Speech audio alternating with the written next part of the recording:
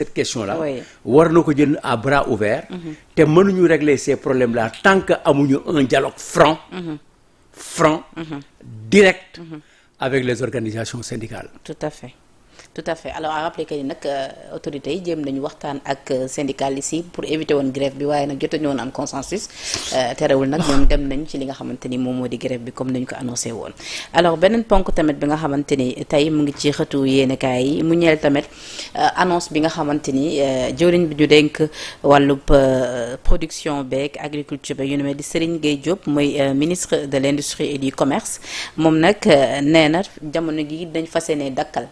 lépp lu importation wu ceeb bi pour mun a permettre ñu écouler ceeb bi nga xamante ni jotoon nañ ko produire fii ci réew mais aussi boobu les mesures dina permettre ñu mun a écouler lu toll ci 37 000 tonnes de riz blanc bi nga xamante ni jot nañ ko produire fii ci réew sa commentaire. waaw mais loolu moom ci suma xalaat Serigne Gueye mu ngi fi bëgg am ñaari at ci poste yi mu nekk problème mu riz de la vallée bi lii réglé woon nañ ko waxoon nañ ne réglé nañ ko. waxoon nañ ne production baa ngi fi te kenn jëndu ko boo amee une production nationale bu ñu jëndul nga am commissariat à l'aide alimentaire di gérer le commerce am ay direction de régulation yoo xam ne yi ñoom bés bu nekk dinañu xam ñaata tonne ceeb ñaata tonne oignon ñaata tonne pomme de terre moo nekk sur le marché ak fan la nekk ak kan moo ko yor war nga mën a réguler marché bi auprès des importations loolu du liggéey bu jafe ou bien suivi la wala mënuloo ko suivre ñu jox ko keneen kooku bu ñu ko joxoon ay li ma loolu ministre bi wax nii. bu am na ay nit 4 ou 5 personnes loo xam ne boo leen ko joxoon fay leen sur un marché ñu defaral la ko te dinañu téye importation yi ba importation yi dugg. parce que importation yi li koy dugal fii douanier yi la ak commerçant yi commandé commerçant yi bu ñu xamee ne diggante weer sàngam. ak weer sàngam loo fi indi ci ceeb loo fi indi ci diwlin loo fi indi ci pomme de terre du jar parce que bloqué nañuy importation dañ koy réguler bu boobaa duñ ko indi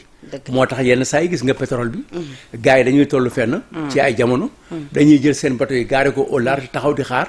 pétrole bi jeex SAR commandé pour ñu jaay wala Senelec commandé pour ñu jaay réglé nañ ko ci problème mu soble bi noonu lañ ko mën a régler ci problème mu ceeb bi seulement gouvernement bi dafa taxawul woon ci régler ko bés bu taxawee ci régler ko dina ko régler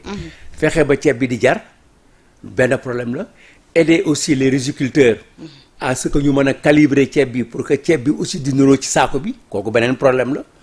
parce que dafay tax jigéen ñi mën ko togg jigéen ñi aussi bi leen saako ceeb bu ñu fi fekkee ñeenti doomu ceeb yu bokkul togg bi di jafe mais dañ ko fiy bàyyi uti leneen te boo duggee ci boutique yi di nga xam ne Sénégalais yi ñu ngi jël seen xaalis di ko jënd ceeb bi boo duggee ci boutique yi ci saak yi nga fay fekk saak yi jógee Thaïlande ak yeneen moo fa gën a bari saaku Sénégal donc Sénégal am na ay capacité ci ay fan yu néew mu jaay ceeb bi ba mu jeex beneen ceeb soog a ñëw alors ci wàllu actualité ba tey nag xam ngeen ni li nga xamante ni moom moo di ki nga xamante ni plutôt moo di le président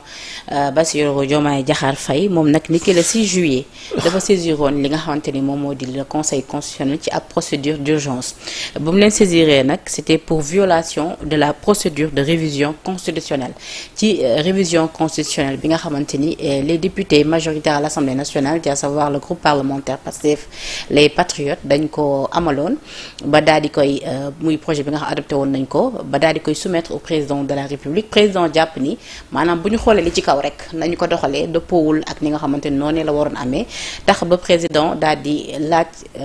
gis-gisu ki nga xamante ni moom moo di le conseil constitutionnel comme nag ab procédure d'urgence la moo tax lu ñu mel gaaw lundi lañ ko déposé démb ñu jot li nga xamante ni moom moo di réponse su conseil constitutionnel conseil bi nag dafa daal di dàq li nga xamante ni moom moo di boobule projet de loi. loolu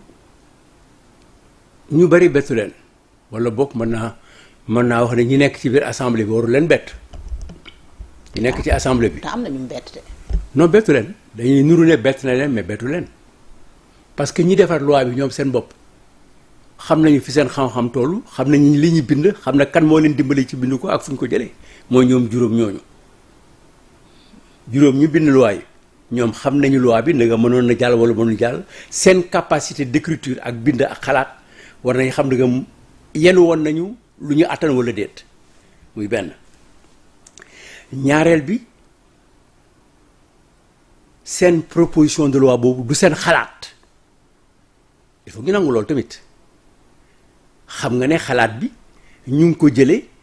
ci avant projet bi président de la république bind yónnee ko conseil constitutionnel ba conseil constitutionnel wax ko xalaatam ci li mu ànd ak li mu àndul. waaw ñoom dañ ko fa bàyyi. dañ ko fa bàyyi ñoom jël seen projet. non attends bàyyiwuñu ko fa jël seen projet dañuy jël projet bi am luñ ci yokk ak luñ ci wàññi moonte bàyyiwuñu fa projet bi de bàyyiwuñu fa Penda jëli Aminta dañu jël Penda defaraat ko dindi laxasi takkal ko perruque génne robe bi nga sol nii ak sa corsage folol la grand boubou wala xaartum loolu la demee donc bu ñu jumloo Sénégalais yi dañuy jël la président def te conseil constitutionnel won ko ni ci lii laay ànd def ca la ñuy soxla ñoom daal di ko proposé yónnee ko président de la république aussi bu ñu am foofu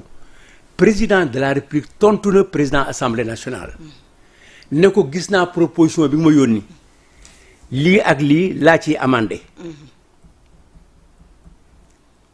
wax na ko ne ko lii ak lii laa d'accord lii d'accord ma ci muy benn ñaar ba pare ne ko boo leen ci paree boo leen paree seen adoption ba pare man dinaa ko yóbbu référendum waaw loolu wax na ko waaw mais président assemblée nationale loolu la ñu doon nëbbu ñun waxuñu ko waxu ko député yi te ba muy lire lettre wax na loolu waxu ko de mais xamoon na ko ba pare nag ne yónnee naa ko président pour mu promulguer ko. waaye moom dañu waxoon dañu président xamal li nekk ci tontu bi. waaw de. ca ginnaaw ga lañ gis waa coalition. ma ne def sorti daal di jibal lu ni mel. yow yaa ma woo fii man ma ne du ma ñëw te tey suba wax nga ñëpp ne dinaa ñëw ngoonte kañ yow waxal nit ñi lu tax ñëwuma ci émission bi. dëgg la tamit de. parce que il ne faut pas aussi sénégalais yi ñu jël lu ñu leen wax rek ñu gëm ko li ñu leen wax li ñu leen di wax ñun. dañu bëgg bu ñu leen ko waxee ñu seetaat ko ndëgam yenu na maanaa wala yenuwul maanaa mais bu ñu ne Doudou Wade ak Ablaye Ndiaye ak Ousmane Sonko ak Macky Sall ak Diomaye ñoo wax rek déedéet ay nit lañu te déglu bi ñu leen di déglu nii il y a 5 ans kenn daawu leen dégloo noonu dañ leen di déglu parce que ay kilifa lañu donc nañ leen dégloo ñun tam déglu koo xam ne kii wilif nañ ko même bu ko ànd ak xelam président waxoon na dama koy yóbbu référendum. waaw luy dem référendum mooy kenn du ko promulguer. waaye ñoom lu ni mel ab reniement lañ ko jàppee parce que nee nañ président dafa annoncé ni da koy yóbbu référendum pour ensuite saisir le conseil constitutionnel. waaw ndax am na ci sañ-sañ. am na ci sañ-sañ kay. am na ci sañ-sañ mais ku sañ a bañ sañ a nangu. wax na leen dina ko yóbbu référendum effectivement jotagul yóbbu référendum bi ci président de la république la dépendre mais bu ñu ñëwagum ci foofu donc président wax na leen ko moom mu delloo ko président ne ko na ko promulguer.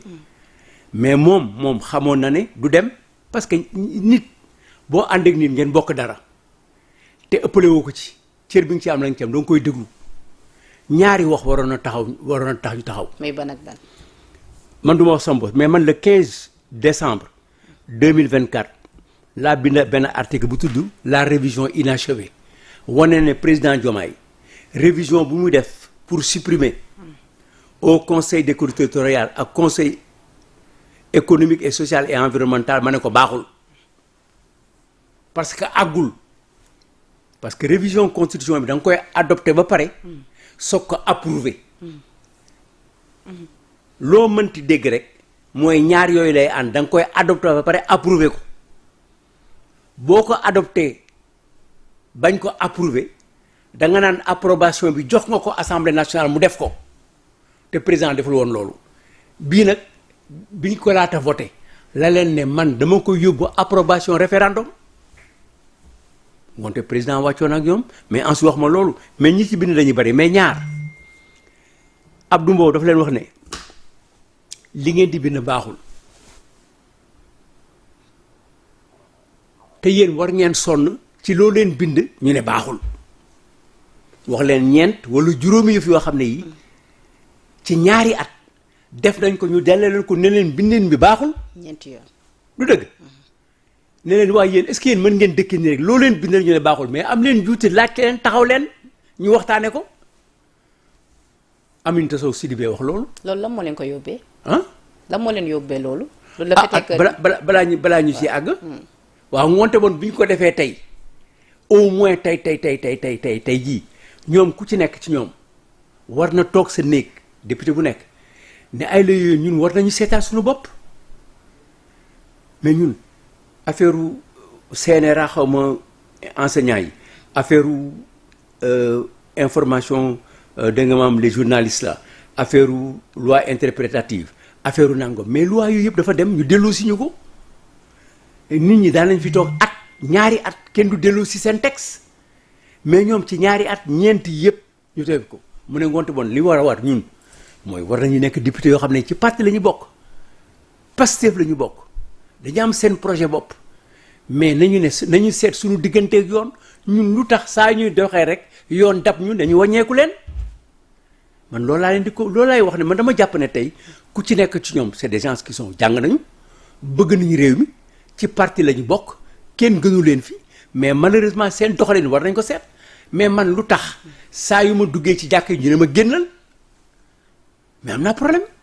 moonte damay seeti ilimaan ne ko mais ilimaan lu xew man saa yu ma jul bu ma duggee ci jàkk yi ngeen ne ma génnal bu ma leen fekkee julli bu ñu paree ngeen ne ma sa julli baaxul mais jàngal ma. mais loo jàpp ni moo ko waral pour avoir été président du groupe parlementaire du parti démocratique. xam nga wax naa ne d'abord que une loi du ku nekk ko koy bind. loi député na ko jël mais day ut fu mu wéeru pour bind ko ndegam gouvernement bi mooy bind ba pare indi ay député xool ko delloo ko bu ñu dajalee xool ak seen pratique ak seen xam-xam ak seen échange ak seen diisoo ñu ne li baaxul wala sax boo xamul ni ñu koy bindee mais ci li muy faj indi loi ne par exemple CENTIF bu mu gisati procureur bu mu laajati procureur yoonam nekkal ci procureur ci réew moo xam ne da nga bëgg justice mais bi mu ñëwee suñu loxo dañ ko delloo ne non bàyyi leen CENTIF muy dem ci procureur ci li mu gis pour ñu jàpp ñooñu wala boog ñu indi la loi sur l'adoption ne léegi ministre bi mooy def adoption mais ñu ne mais bu fekkee ne ministre bi dañ ko bàyyee muy jël doomu Sénégal yi di ko jox ay tubaab ak ay étranger ñu koy adopté est-ce que loolu taxaw na mais ñu ne déedéet opposition bi Mame Mbaye Niang